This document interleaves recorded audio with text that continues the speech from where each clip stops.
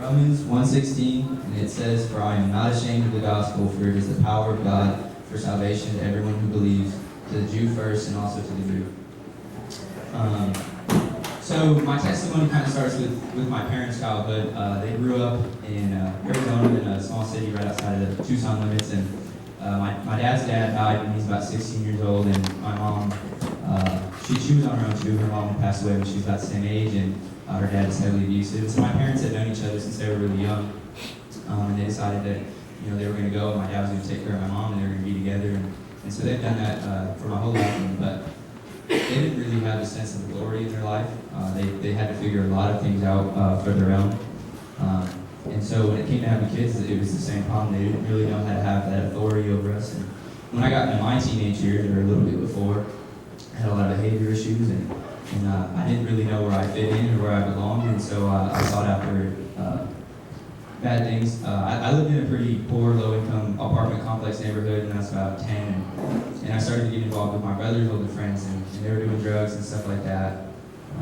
And that just led to me wanting more purpose in my life, and I thought that if I followed this and I was able to be good at being a lowlife and a piece of trash, that I would have something in my life, that I would fit in somewhere, and I would know what I was doing somewhere. Because I had no idea.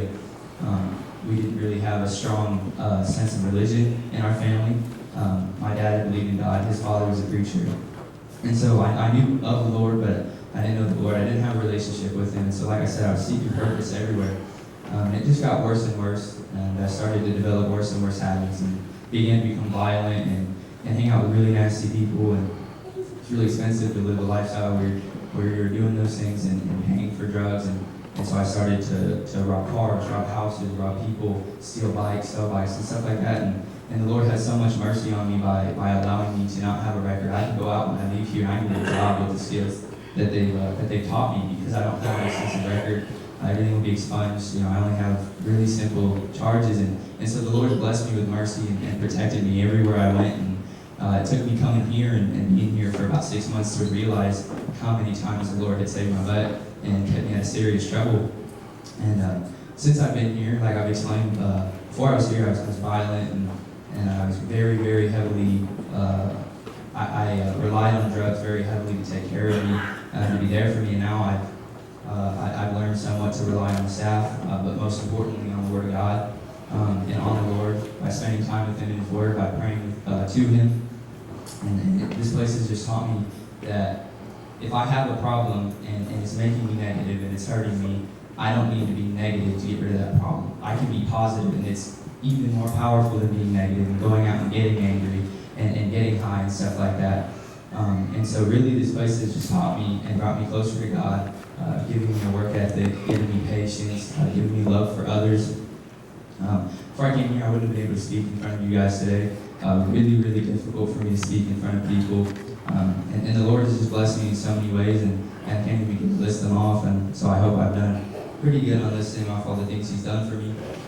And I have a couple verses that I'd like to share again. The first one is Romans 8:28 through 8:29.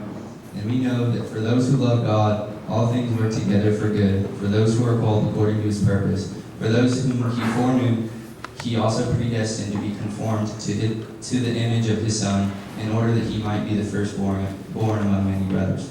And that speaks really directly to me, because I didn't know Him, but He knew me. I didn't know what my purpose was, but He did. And now it's possible through the death of Jesus that I can be the firstborn among many brothers, and I can help others, and I can lead others with His help to something better. The next one is Romans 8:38 and 39, and it says, "For I'm sure that neither death, nor life, nor angels, nor rulers, nor things present, nor things to come, nor powers, nor height, nor depth, nor anything else in all creation will be able to separate us from the love of God in Christ Jesus our Lord." And that's the same thing. I relate to that directly. All the violence, all the hate, all the drugs, everything that I did that brought me so far away from God are the things that's brought me closer. It's what's pushed me and made me want to love others. It's what made me, it's how God has made me who I am and given me the testimony that I'm sharing with you right now. So I thank you guys for coming out. I hope you're enjoying everything. And I'm going to close with prayer real quick. Dear Lord, I just thank you for your son, Lord, and the opportunity to come to you in prayer right now and thank you and praise your name. I thank you that we can all come together right now and pray to you, Lord, and tell of our testimony. In some places this is impossible, and I believe that soon it will be impossible even here, as Christians are becoming more and more persecuted, Lord. And so I just thank you for your grace and your mercy over all of us. And I just ask for your hand to be involved with the rest of these kids, Lord, and that you would bless all of us as we leave and go our separate ways today. It's in your name I pray. Amen.